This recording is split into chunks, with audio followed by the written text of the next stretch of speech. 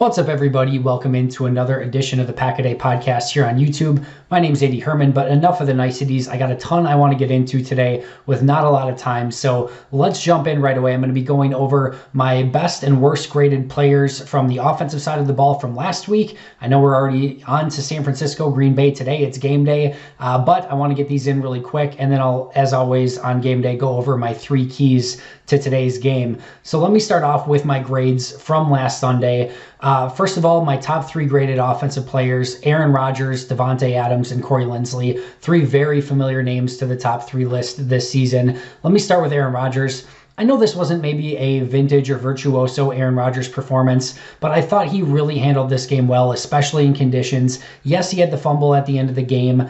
He was trying to make something happen. He was trying to throw across his body. Would you have liked to probably see another down, maybe just throw that one away? Yes, but I'm not going to, crush him too much for that. He did have the pass to Robert Tonyan that was maybe slightly, behind him or just missed him, where Tonyan had to basically go to the ground to make the catch. If he hits him in stride, it's probably a touchdown.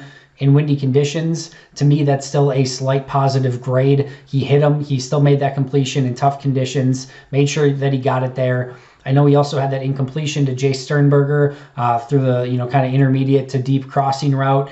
Would have liked to seen him hit that play. That was definitely a negative graded play. But I thought overall his ability to handle the conditions was really, really good. I thought the first 2 drives in the first half where they went down and scored touchdowns, I thought he was really strong in both of those drives. I thought he tried to do his best. He, a couple of mistakes here and there in the second half, again, that I'm sure he would like to have back. I thought the throw to Davante Adams, late in the game, the last touchdown for the offense, I thought that was just an absolutely gorgeous throw. And then I thought the throw to Equanimeous St. Brown in the back of the end zone where EQ could not come up with it, I thought that was another place where he put the ball exactly where it needed to be. I thought EQ misjudged it a little bit. And that was one of those virtuoso Aaron Rodgers throws where he steps up in the pocket, rolls to his right, looks downfield, fires not exactly a dime, as I mentioned earlier this week. It was definitely a play where Rodgers probably would have liked to, or EQ would have, liked to have a step back, and Rodgers would have probably liked to have a little bit of a tighter spiral on it. But overall, I thought this was a nice game from Aaron Rodgers.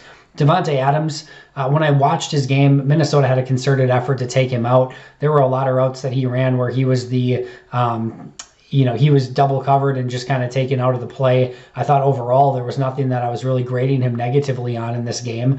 He came up with a great touchdown at the end towards the end of the game to kind of get Green Bay back in it a little bit. I thought that was a really difficult contested catch. Rodgers threw a perfect ball, but still loved that play. Had the 3 touchdowns on the day. Just overall really liked his performance and didn't think that there was a ton that he could have done differently, even though that he didn't have huge production from a receptions and yardage standpoint. I still thought with the opportunities he was given based off of how Minnesota covered him, I thought he made the most of them.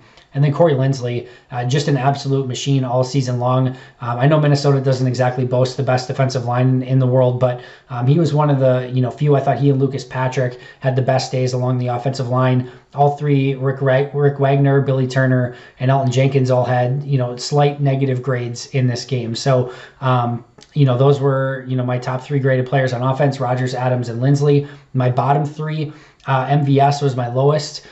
Billy Turner was my second, and EQ was my third. Those were my 3 lowest graded players. Let me start with Billy Turner. I thought overall his performance at left tackle the last couple of weeks was winning football. I thought him being able to fill in those 2 spots, I thought overall was really, really well done. I don't think that's an easy task just to move to the left side, play a position that you haven't played in a couple of years, and have success at the NFL level. I thought last week he was right around a neutral grade. This week was a slight negative grade. Would have liked to have seen him maybe just finish blocks a little bit better. And then I thought if you go back to last year, there would be plays where he just didn't play with the same level of effort and energy and intensity.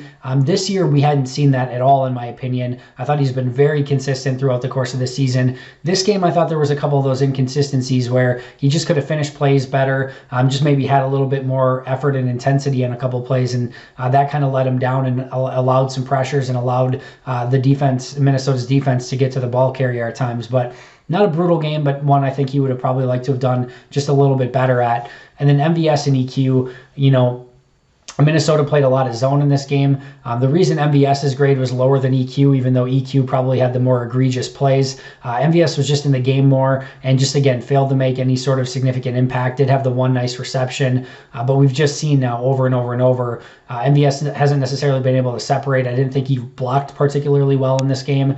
From an EQ standpoint, again, he didn't play a ton of snaps. The plays that he did, the first contested catch down on the ground, I thought that was a ball that he should have came up with, definitely a negative grade, but still a sliding, difficult catch. But again, you'd like to see him come up with that. And then the one towards the back of the end zone, I graded him low on that play, but I do think the wind played a factor. When he took the step up, it became a contested catch. Harrison Smith made a nice play on the ball. It wasn't an awful play, but again, both of those plays are plays that you definitely like EQ to come down with. And again, just didn't have a huge impact in this game, even though he did get some more playing time than he's had in a while. So top 3, Rodgers, Adams, and Lindsley. Bottom 3, MVS, Turner, and Equanimeous St. Brown.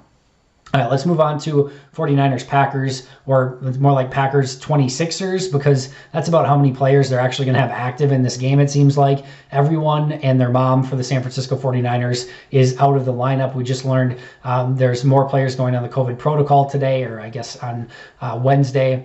And that includes Trent Williams and Brandon Ayuk, two of their last really good remaining players on offense. This is a skeleton crew through and through, especially on the offensive side of the ball. So let me start, though, by going over my keys. My number 1 key, and I'm not fooling anyone here. I'm not messing around. It's the most obvious key in this game. You have to stop San Francisco from running the football.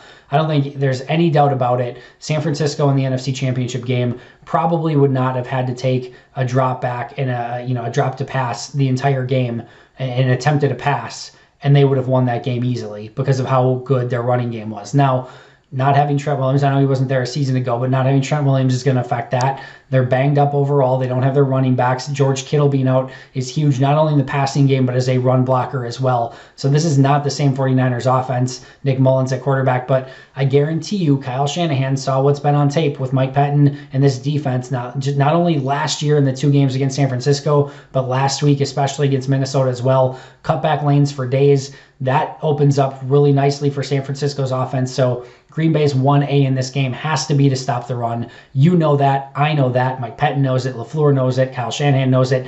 Everyone knows it. That's going to be the 1A focus in this game, is can Green Bay actually stop San Francisco's running game. Even though they don't have their full complement of players on offense, they still have a very dangerous mind in Kyle Shanahan.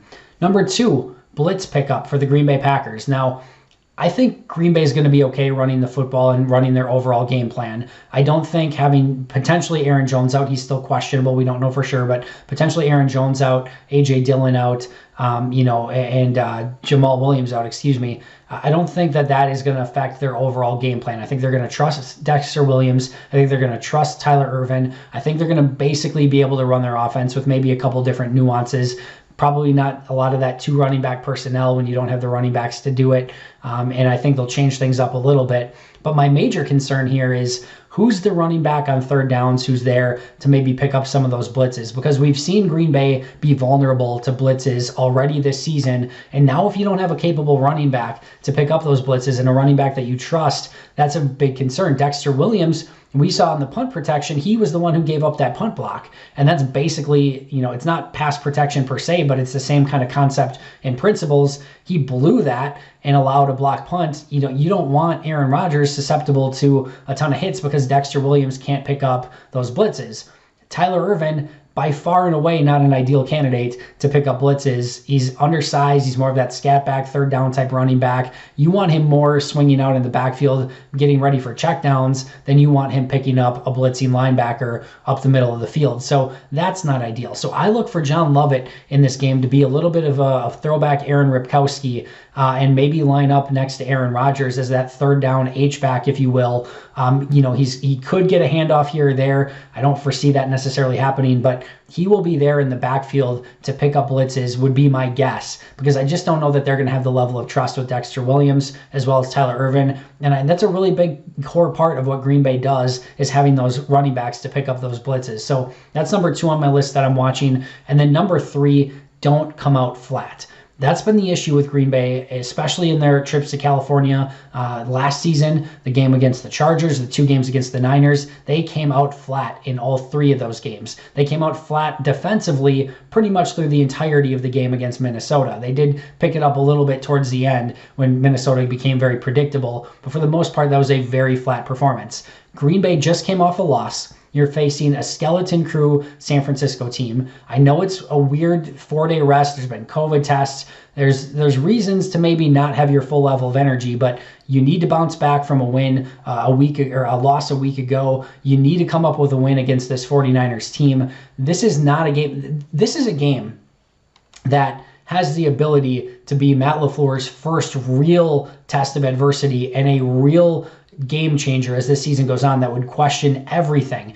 All of a sudden, all of this pressure would come down on Green Bay if they lost to the San Francisco team when San Francisco is missing everyone. So while this should be a win and should be a game that Green Bay comes out with and against the San Francisco 49er team that everyone is injured for, this should be a game Green Bay wins. If they don't, this is the first real adversity that we've seen Matt LaFleur under. 2 losses in a row for the first time in his career against Kyle Shanahan with, again, a team that is barely an exhibition level football team. This is a game Green Bay needs to win. You can't come out flat. You got to come out energetic. You want to see Green Bay come out and get a score immediately as they've done in every other game so far this season and keep that energy consistent throughout the course of the game. All right, enjoy game day. Packers 49ers, Kyle Shanahan versus Mike Pettin. That's going to be the big matchup in this game. I'm excited to watch it. I think Green Bay bounces back. Green Bay wins by double digits. It's my lock of the year. Packers win in San Francisco. Get the win against the 49ers in this game. Thanks so much for joining me. Appreciate it as always. I'll be back here tomorrow to break down the game, what went well, what didn't, and hopefully Green Bay picking up a win. I'll see you next time, and until next time, and as always, go Pack Go.